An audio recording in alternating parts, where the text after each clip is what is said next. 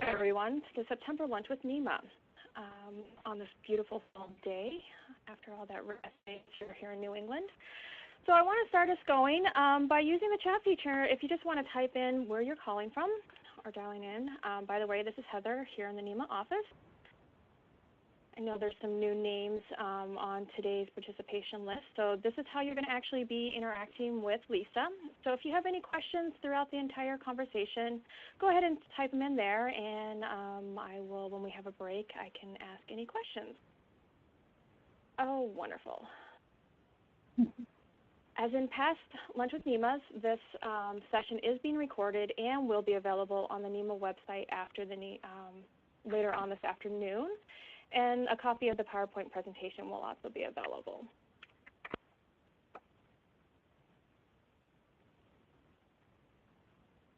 Great, it's so great. We have so many people interested in adult visitors and guided tours. So Lisa, I'm just going to drop it over to you. So if you want to take over and introduce yourself and a little bit about your project that you're working on for your PhD, that would be great. Okay, great. Thank you so much, Heather. My name is Lisa Marcinkowski June, and if you don't know me, I actually spent more than 20 years in the museum education field.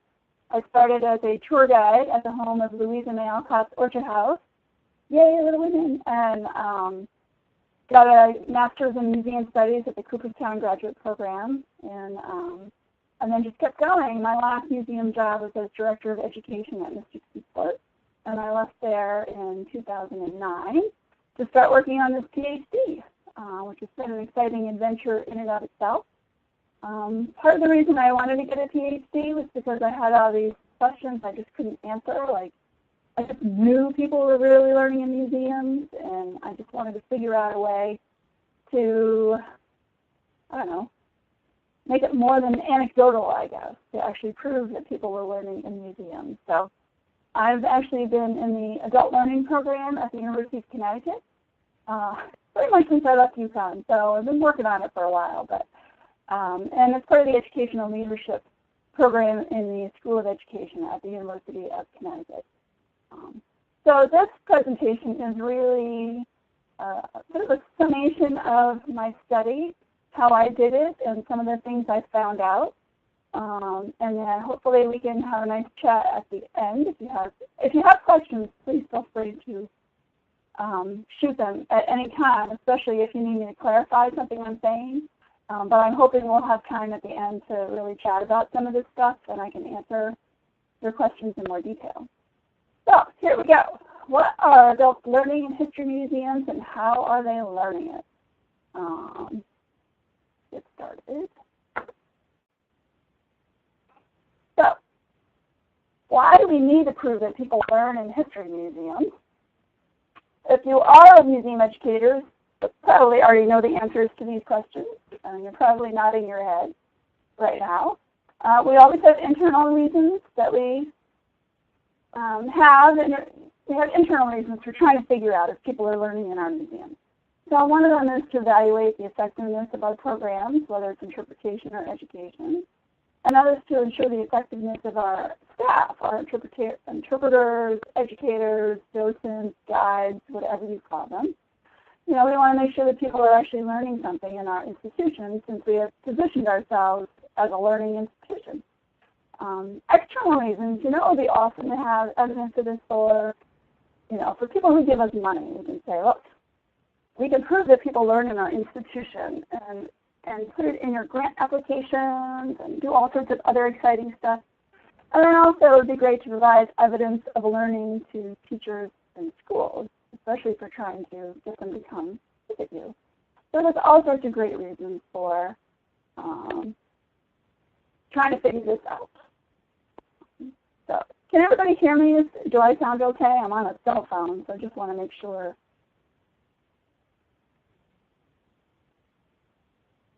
All right, nobody's typing, so.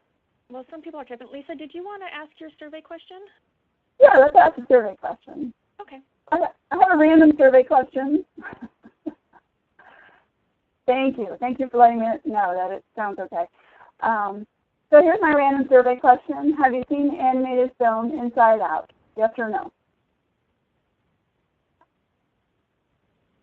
So go ahead and do that survey. And we'll keep talking. So right now with about 3/4 of the people answering, we have 43 saying yes, 42 saying no. So you're about equal here. Well, okay. You're adults, so I figured you may not have all been watching the latest animated movies, but I'll sort of relate why that's important later on. But how about we get back to the person? Oh, there we go. Okay. Oh, thank you. All right. So why don't we do it? There's also some good reasons for doing it, but why don't we do it? What are the challenges? Obviously, time is a big challenge for museum educators. We never have enough time.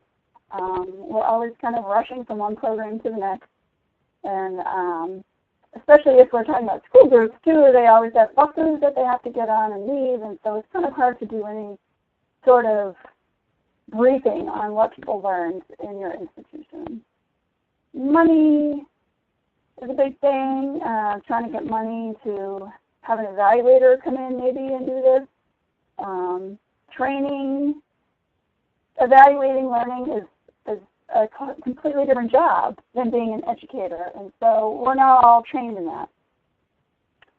And even if you are trained or do have some training, trying to measure long-term learning and short-term visitors is challenging, if not almost impossible. Some studies have tried it with varying degrees of success, but the informal learning experience that we have in museums really doesn't lend itself very well to the kind of educational assessments that we might be familiar with from schools, for instance. So how can we get around some of these issues in order to get some useful information? So I had this crazy idea.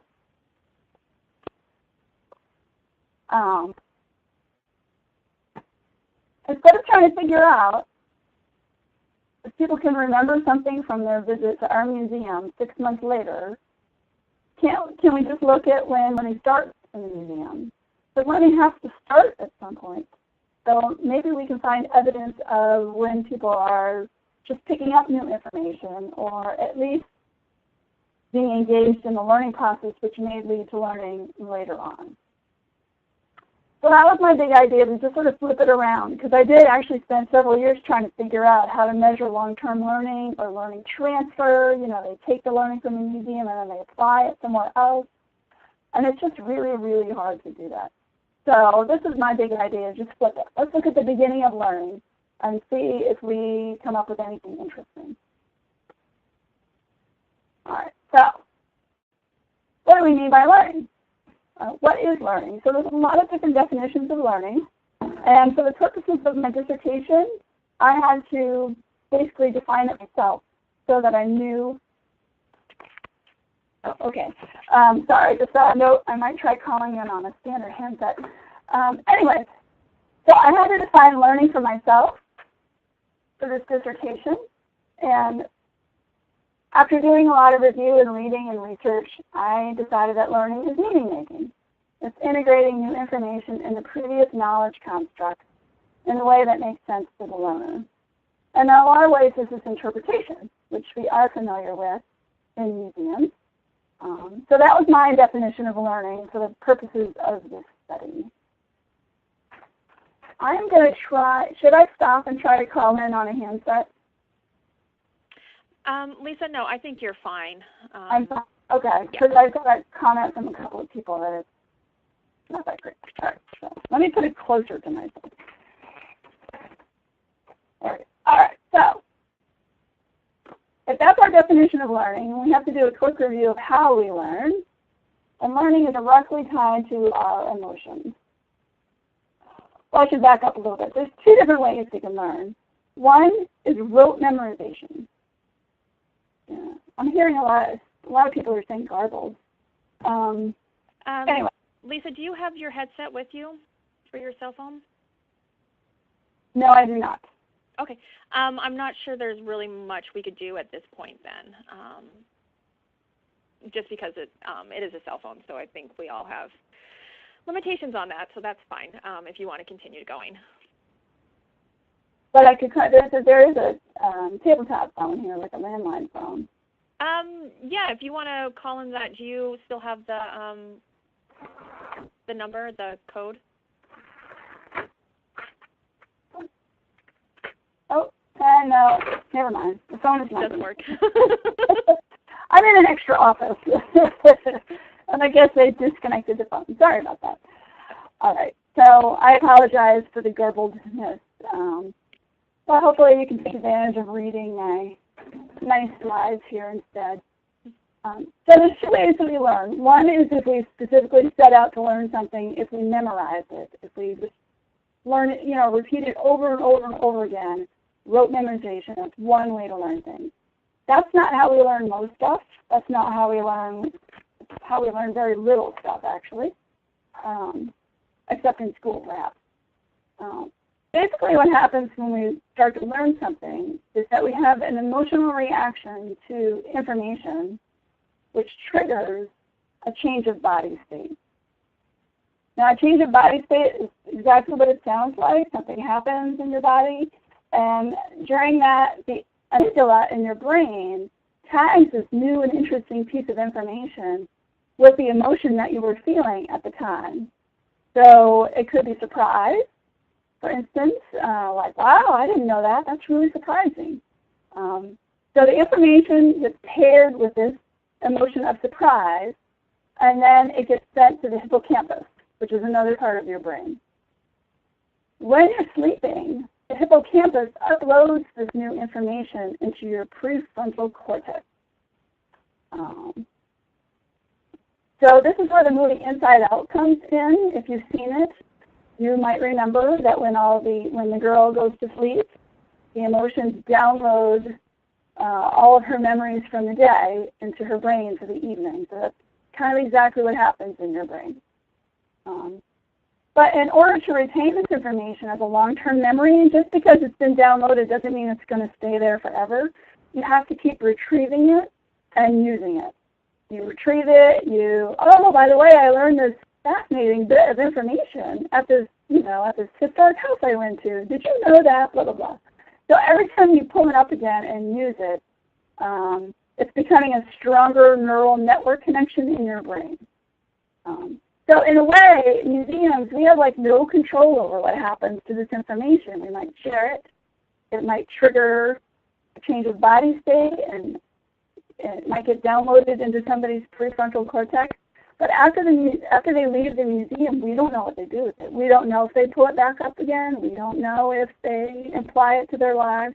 So that's why it's really hard to measure long-term learning from a museum experience.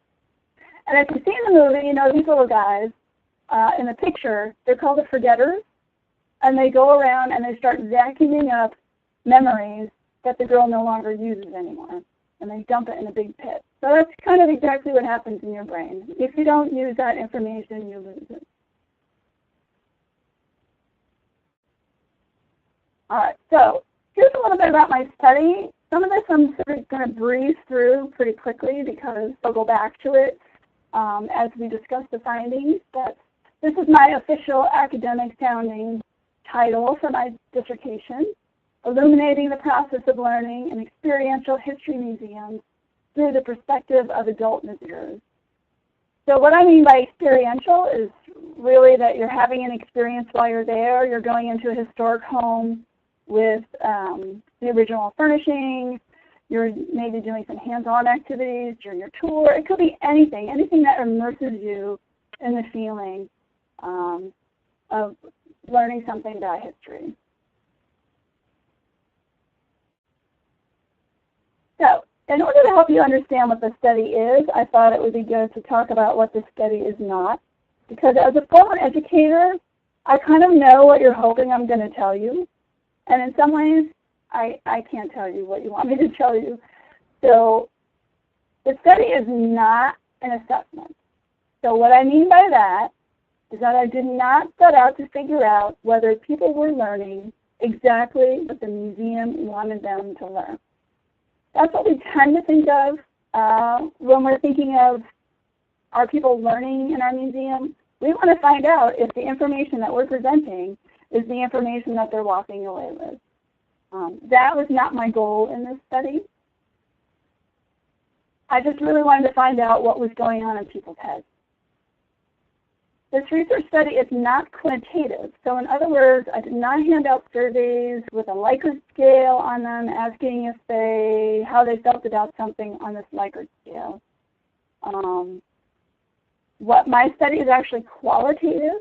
So what I did is I sit down and I chatted with the participants in my study, recorded our conversation, and then it was the conversation itself that provided the data for this research study.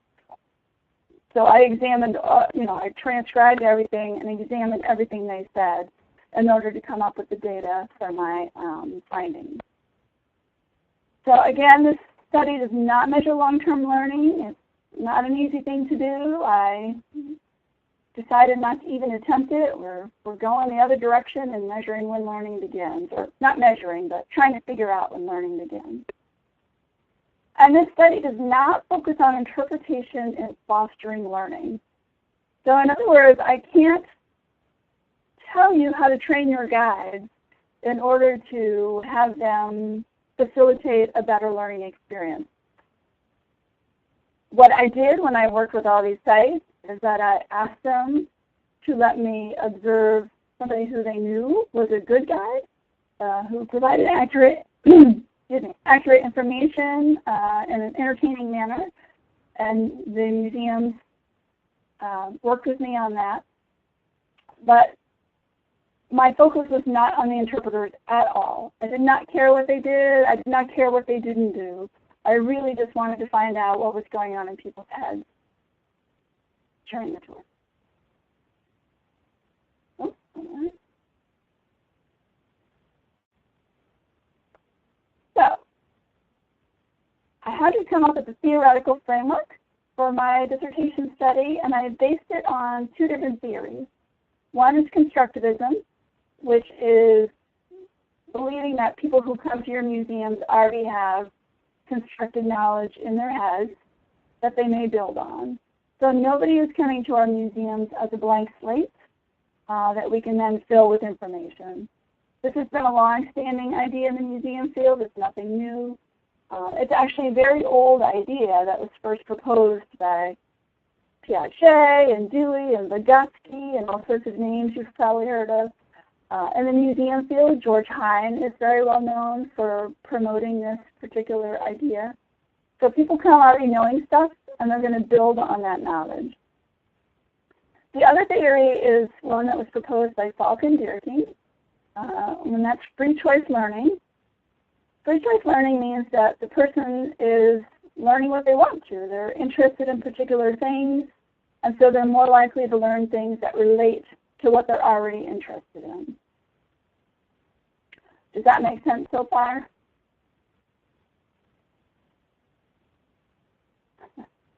Okay, good. All right, so for my methodology, this is how I did the study, basically. So I'm going to kind of breeze through this because these things I'll come back to. Like, these are my research questions, so I had to decide what exactly I was trying to figure out in my dissertation. So my two questions are, what are adults learning in experiential history museums? And two, what learning processes do adults engage in during visits to experiential history museums? So that basically is, what are they learning and how are they learning it? But I had to make it sound more academic. So there we go. All right, so my participants, I ended up interviewing 15 adult visitors, and they all had this in common. They were visitors to history museums who were taking a guided tour. They had to speak English, mostly because if I'm asking people to explain what they're thinking, they have to be able to explain what they're thinking in English, because I don't speak anything else except Polish. So they had to be over the age of 18, and they had to have no children accompanying them. And the reason I focused on people that had no children is because studies have proven that adults tend to become, instead of learners themselves, when they're with kids, they become teachers for the kids. So they help interpret the experience for the children that they're with. And I really wanted to focus on how adults themselves were learning. I don't know if you can see this better. My graphics are a little small, but this is a little bit of demographic information about them. The vast majority were in the ages, between the ages of 51 and 70. Again, that's no surprise. With the next biggest age ranges being 36 to 50 and then over 70.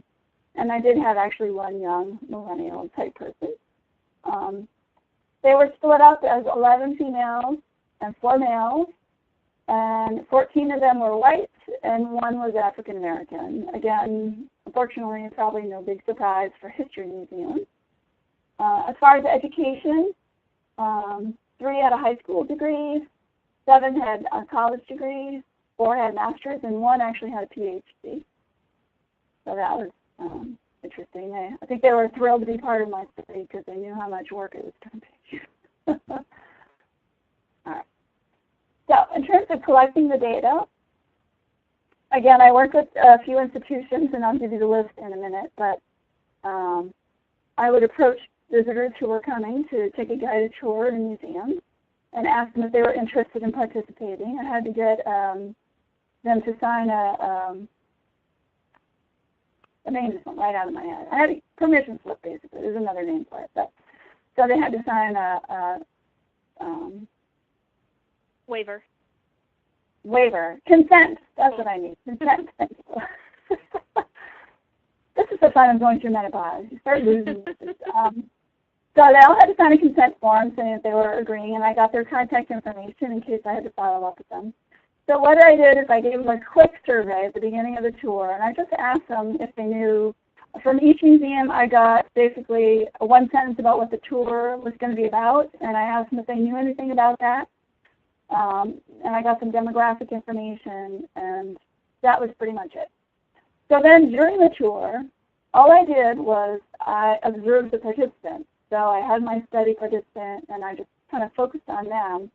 And I used a worksheet where I noted down behaviors that indicated that they were engaged in the learning process.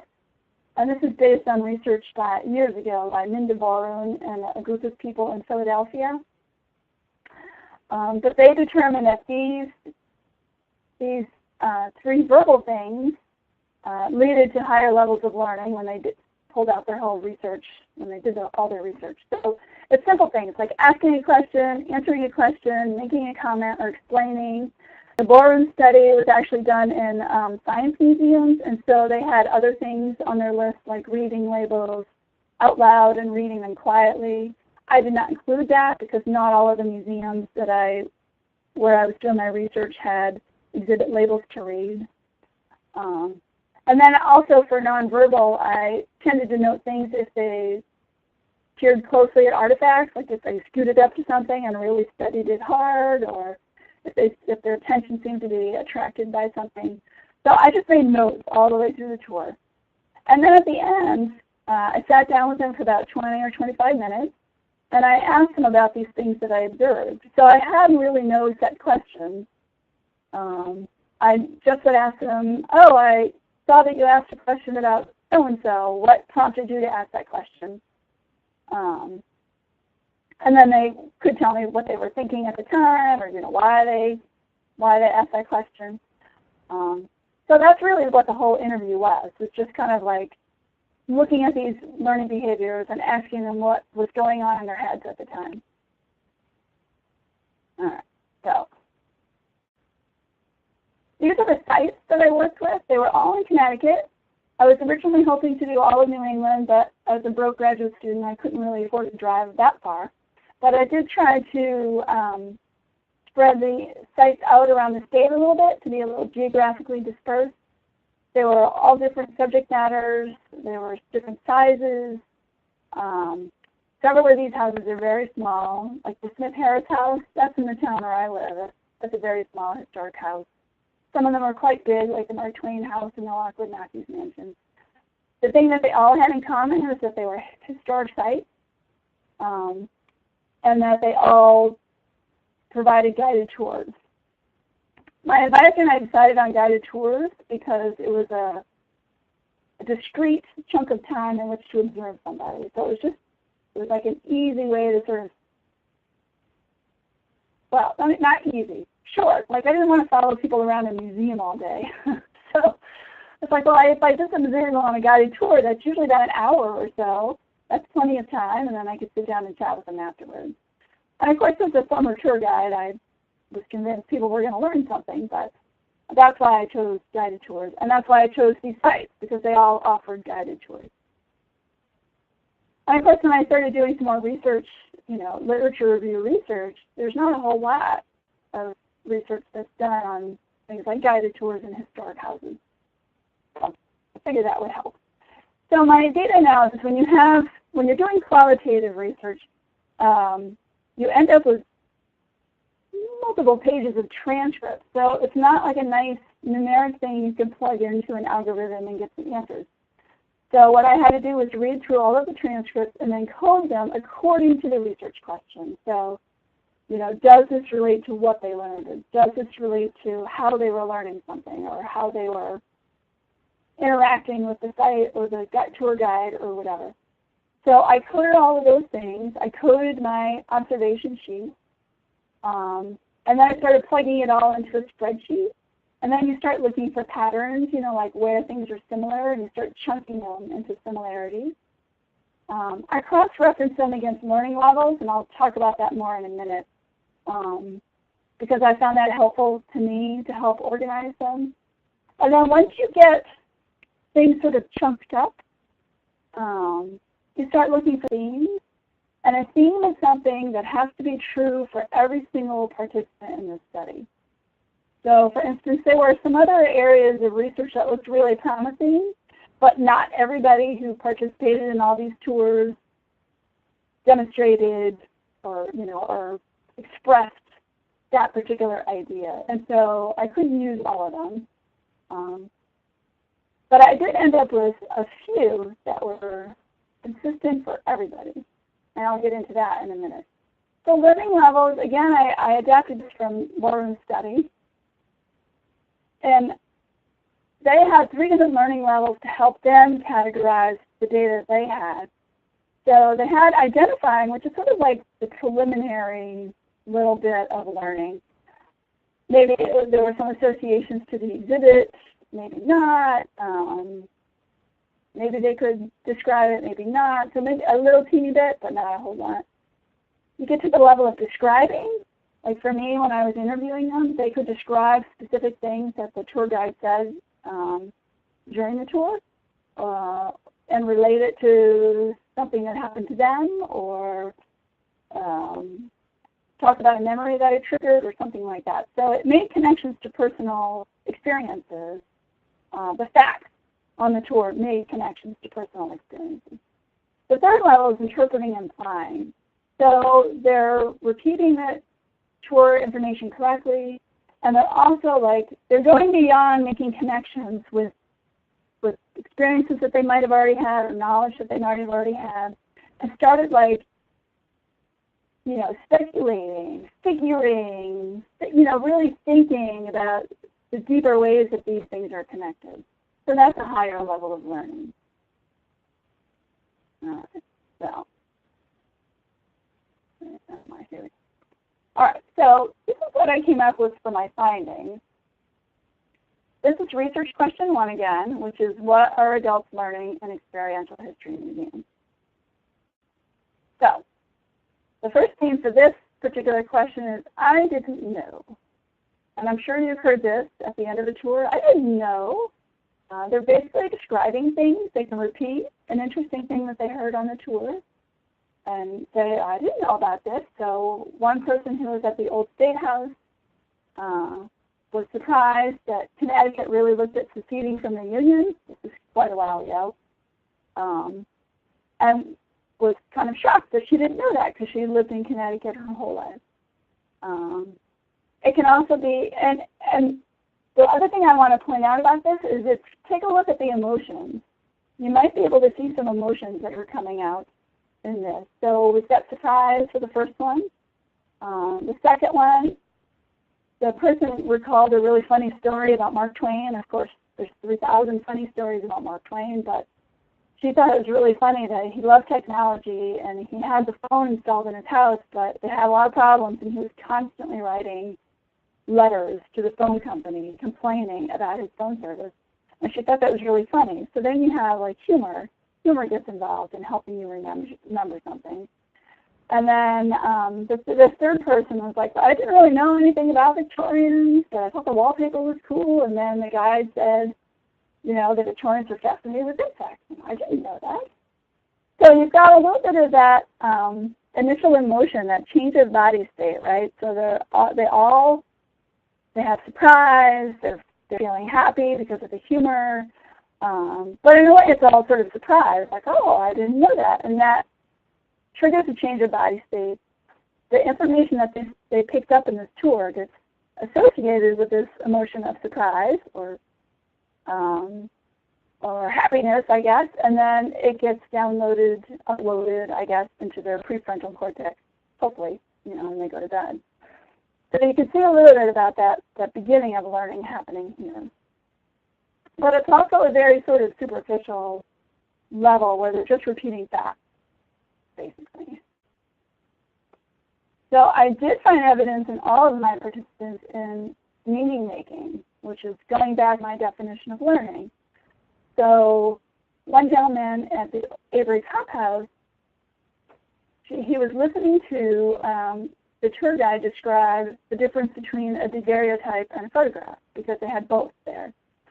And that was like an aha moment for him that related back to something he had learned, you know, I don't even know how long ago before from a TV show about Billy the Kid. And all of a sudden he understood something he saw because I guess Billy the Kid was left-handed or something, but his picture always shows him his right-handed, and then he realized, oh, no, it's not a photograph, it's a daguerreotype because it's a mirror image. So that was really interesting to watch. The second one here, the context is not very clear, but we were in the old State House, and the guide had talked about how the State House was literally divided in half. And so half was, you know, the governor's mansion and the Senate, or the governor's office, the governor's office and the Senate room, which is really more for the landed gentry. If they had an issue with government, they could go see these two bodies. And then the other half of the building was for the representatives, the town representatives, and the court, which, you know, is for the little people, or the regular people. So she was responding to that information where she's like, well, they used to just be clear about that. You know, you belong over here and you belong over here. And now we try to fool ourselves into saying we're all equal, but we're not equal. It's not true. These things still happen. And so that was a really interesting bit of meaning making that she was making. So you have the sort of superficial picking up facts from the guided tours, and then you have this deeper level of meaning making. And it was just really great to actually find evidence of that in all of my participants. All right, so getting up to research question 2, which was what learning processes do adults engage in during visits to experiential history museums? These are the 3 that rose to the top. There were a whole bunch of other ones, but these are the 3 strongest ones. These are the ones that everybody really participated in and showed evidence of. So the first one is curiosity. That's asking questions, right? You get those constant questions during a guided tour. You know, this first person is from the Lockwood Matthews Mansion, which actually had some fascinating early technology in it. And so she was really looking at the bell system in the servants' quarters and asking questions about it. The second person was, you know, I wanted to know more about this piano. Was it somebody famous? And the piano really wasn't a critical part of the tour. She was just interested in the piano.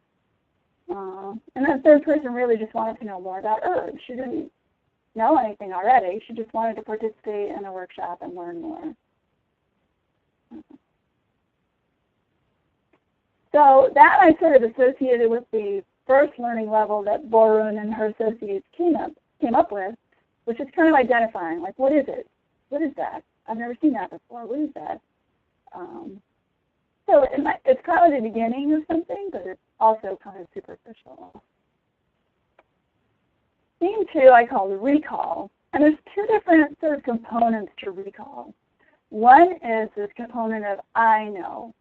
So this is where people's prior knowledge starts showing up.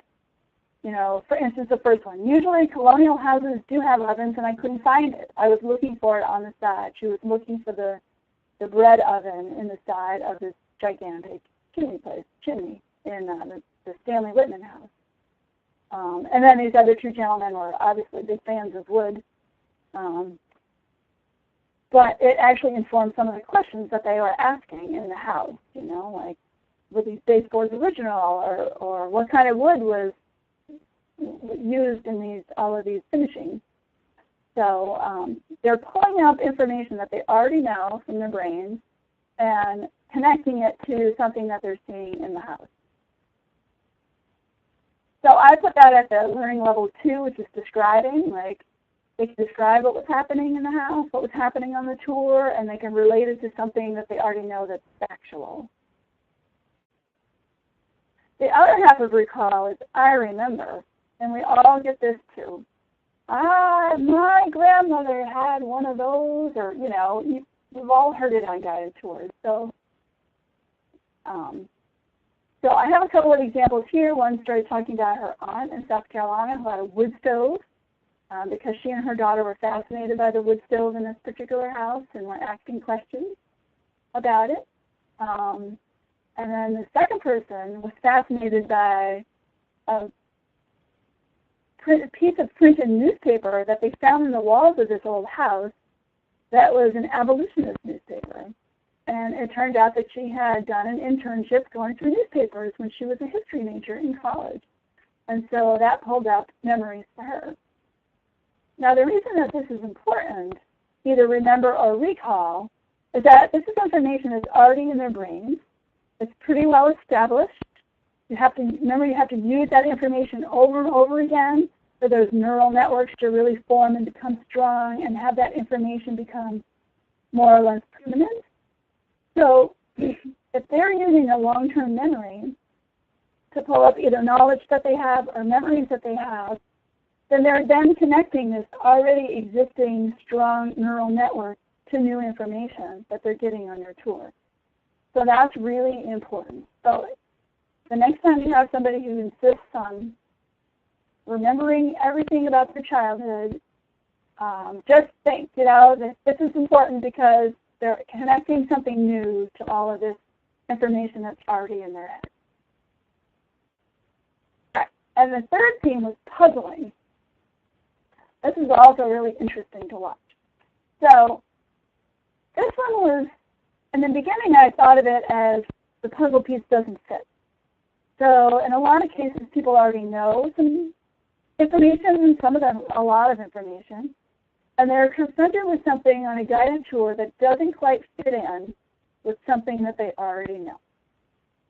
So they're puzzled. They're trying to figure out how to make sense of this. Is the old information they have wrong? Is the new information wrong? How do you sort this out? My favorite example is from the Stanley Whitman house in Farmington, which is actually a pre-colonial house. It was a post-medieval house. So the inside is not set up exactly the same way as a colonial house. And in the master bedroom of this house is also the parlor, which was quite common in pre-colonial homes. And this guy just couldn't quite grasp that. He knew tons of stuff about colonial history, about the Revolutionary War. He'd been to so many houses.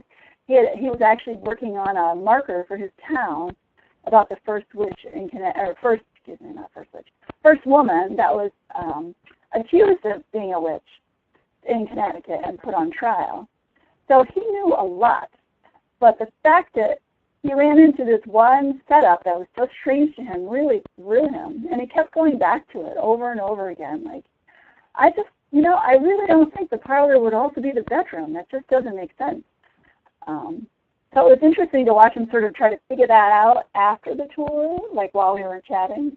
So that was the first time that I was like, oh, sometimes you have a puzzle piece and it doesn't fit. And this is not necessarily a negative thing. People love puzzles, right? They love to have their brains challenged. It may throw them a little bit.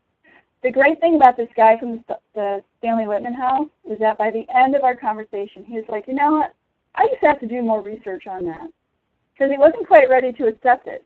But he was willing to do more work to see how common it was, like to do his own research before he would be like, yeah, okay, I believe that. So that's great. He walks out of this museum going, thinking he already knew everything there was to know, and discovering that he actually has to go do some more research on something new, something that he's already interested in because he loves these old houses. So that's awesome. So that is like really a much deeper level of learning. And when you start to get into interpreting and applying, taking the information you know already, adding this new information, and trying to take it to the next level of what it all means. All right. So those are basically my themes. That was my study. I wanted to make sure there was enough time for questions. So now is your chance, if you have any questions, to type them all up and let me know what they are. I'm still working on the what it all means kind of thing. That would be the next chapter of my dissertation, which I have not started writing yet. But I think in some ways it does show that the framework that I was using, the constructivism, there's obviously proof that people are coming with their own knowledge. Sometimes they just like to share it. They're not necessarily, they just want to share it. They already know stuff. And so it's not just the interpreters talking. The visitors kind of want to share what they know back. So it can be a sort of a mutual learning situation.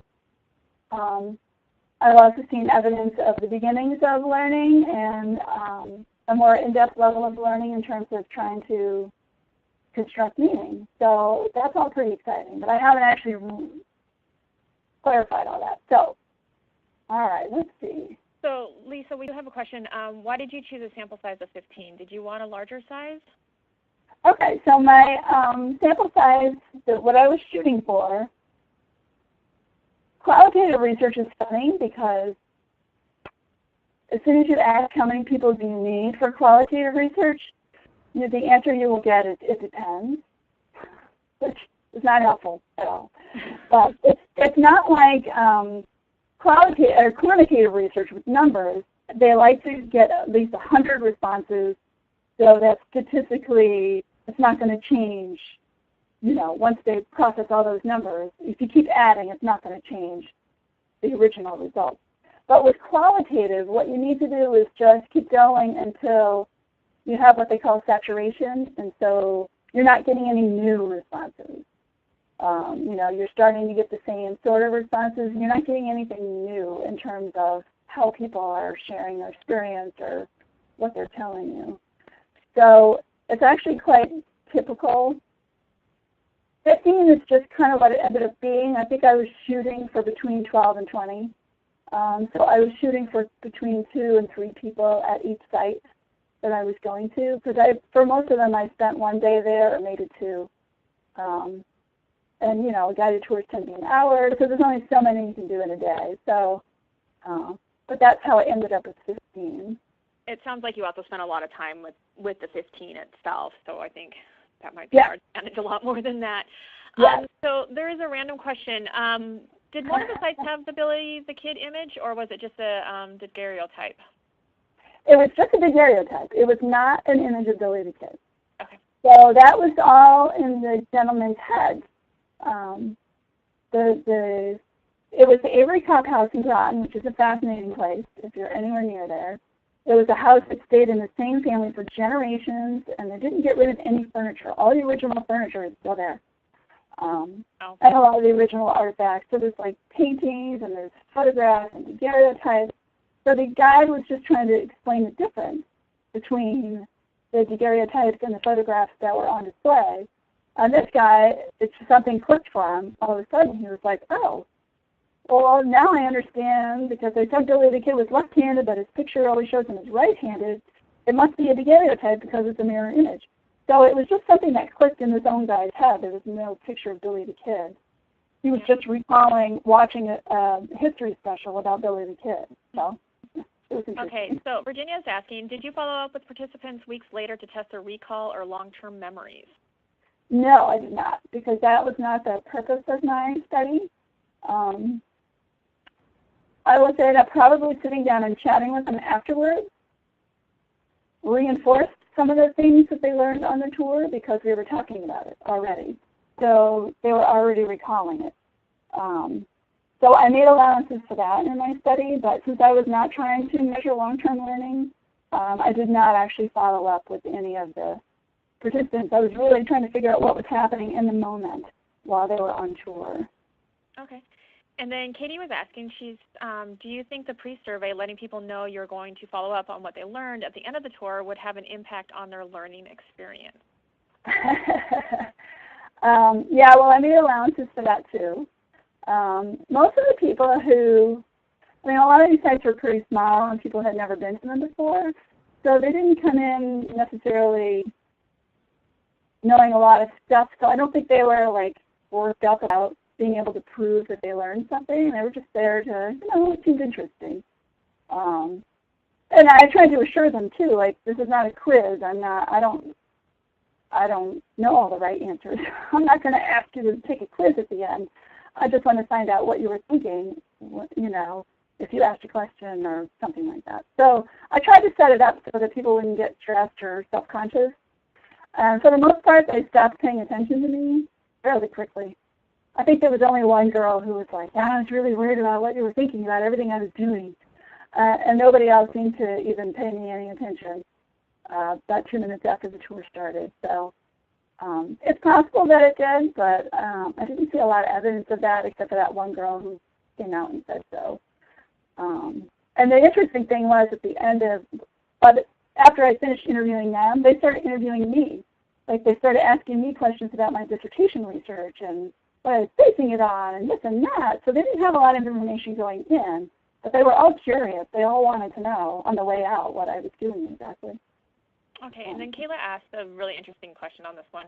How did responses change depending on the time of day or season in which the interview was conducted? Because I know if you do it right before lunch, things might get a little weird.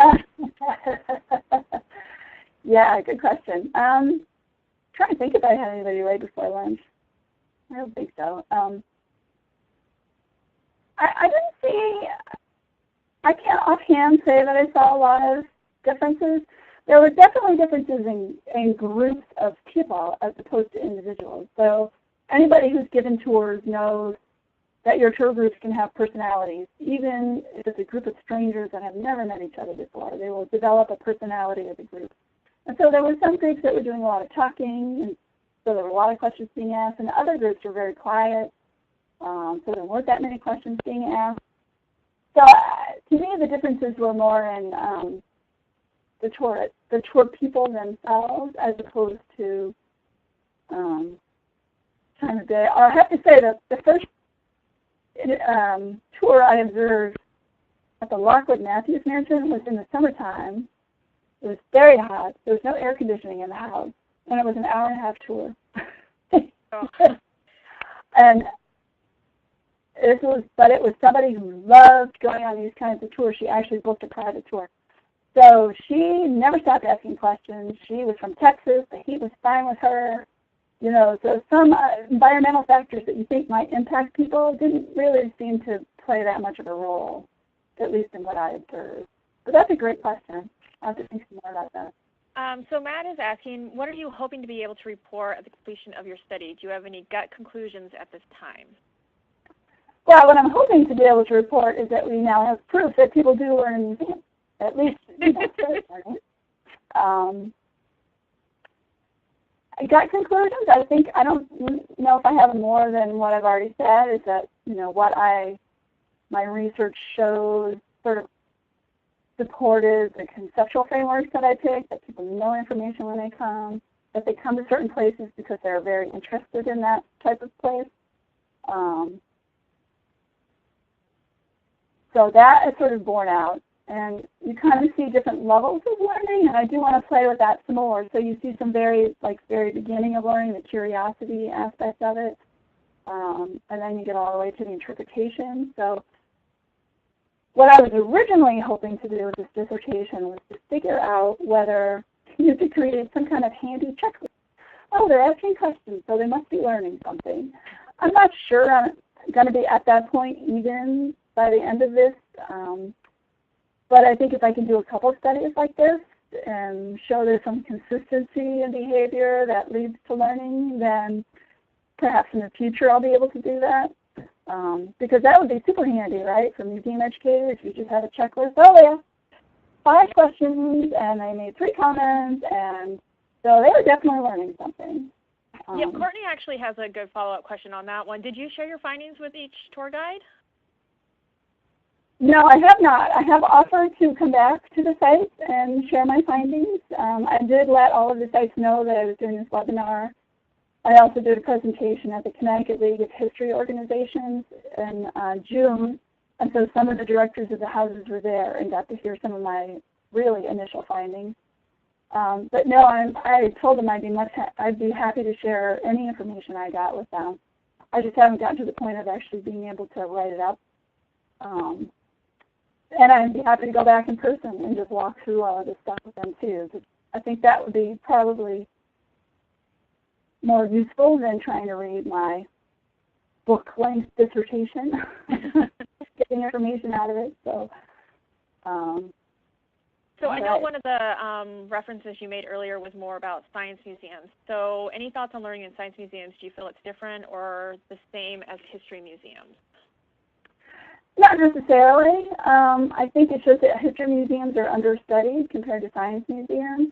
Science museums are full of scientists who understand the value of collecting data and analyzing it. And I think if you work in history museums, you probably come from more of a humanities background where it's not as emphasized in your courses of study. So, you know, I obviously come from history museums, so that's why I was interested in it, but it's also an area that just needed more work. But offhand, no, I wouldn't say, because I found that the ballroom, and I have the reference at the end if you want to know what that study was, but, you know, using that, being able to adapt that study that was done in science museums and sort of make it work for history museums worked fine. So I don't think there's a huge difference.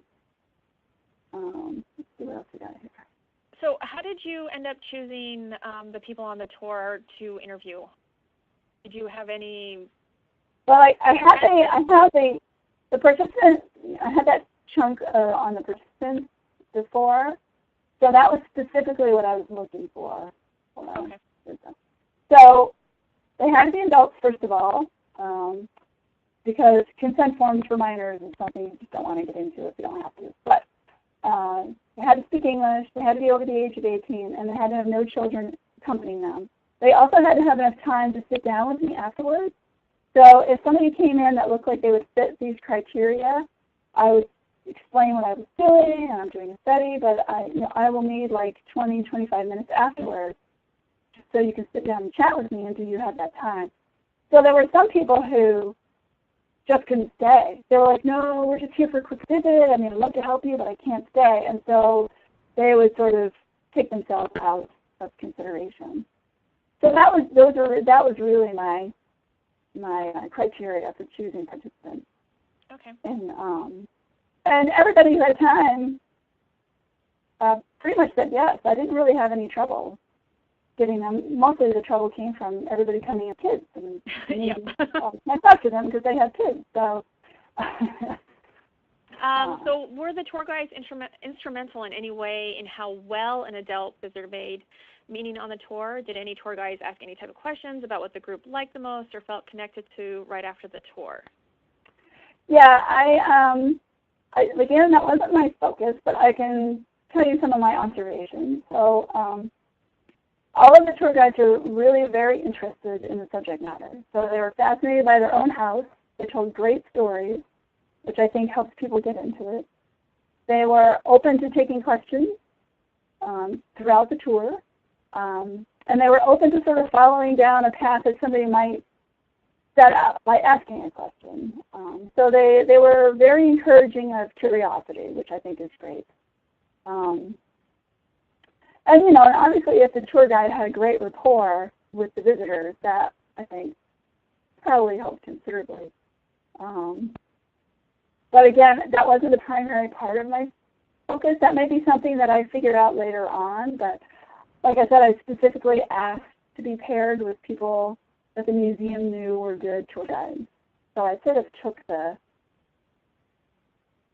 loose cannon factor out of that, I guess. They all have loose cannons at our museums, but yeah, that could definitely make or break a tour. Have you been able to determine whether most of what people are interested in recall about the tour is related to people who lived in the HHM or related to the house or objects? Do stories about people seem to make a difference? Oh. It really varies, It really varies by the house, because I purposely pick places that have a variety of subject matters and time periods. And I'll tell you, I picked out places where I had no expertise, purposely, because as somebody who used to be a tour guide, who used to train tour guides, I knew I would get distracted if the tour guide was presenting information that might not be accurate. And I didn't want to worry about that. So I purposely went to places where I didn't know anything. So it really varied because the places were so different. So if you go to a place like the Mark Twain house, the person is fascinating. A lot of people are fascinated by Mark Twain period or Samuel Clemens, but the house itself is fascinating. So in other places, the house was interesting. It was an aspect of the house. The small museum in my town, the Smith Harris House, has a spectacular mural in their front hallway or on their staircase, which isn't necessarily historic. It's not historic. It was added later, but it is spectacular. It's beautiful, and it really gets people's attention. So it just kind of varied, I guess, depending on the house. So, I mean, if you have a historic house that doesn't have fascinating people who live there, just have regular people who live there, I think you can still take heart in that people are still interested in all the artifacts in the house, and they're interested in the house itself. But that's a great question. But I think stories about people. Mm-hmm.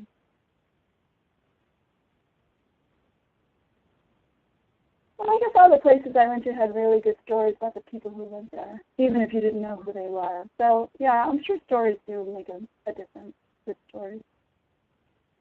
And are we allowed to use the word stories now? I remember when I tried to use that, and it was shot down because it wasn't academic. But stories, I think, are fantastic. I guess it's really looking for what the person's looking for to get out of the tour and stuff. So these are all really great questions. Do you guys have any last-minute questions for Lisa before we come across the 1 o'clock hour? Oh, my gosh. I know. That went fast, didn't it? You guys had a lot of really great questions, which was pretty awesome to see. Oh, here, let me put on my last slide real quick. So these are the references. So the first study that I talked about a lot was Families Are Learning in Science Museums, and it was in Curator in volume 39, issue 2. So look that up. And then if you have further questions, here's my email address. It's just lisa.marcinkowski@uconn.edu. So if you have more questions, feel free to shoot them to me. Your questions have been fantastic, and they're going to help me sort of shape my thoughts going forward. So, but it's nice to know that after working on this for so long, people are still interested in what I'm trying to work on. So that's awesome.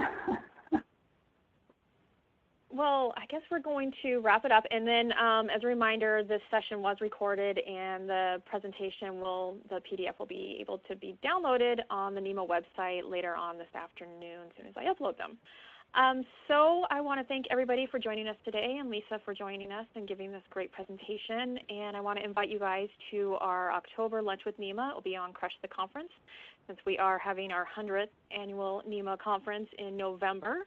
So if you want to join us there, and also join us in Stanford for an in-person conference so we can all meet and greet each other. As a reminder, the early bird deadline is October 5th, which is next Friday. So Lisa, do you have any final thoughts or anything? And I just want to say thank you for everybody. Oh, thank you. Thank you so much for coming to listen to me. I appreciate it. Okay, so we will see you next month then. Thanks, everyone.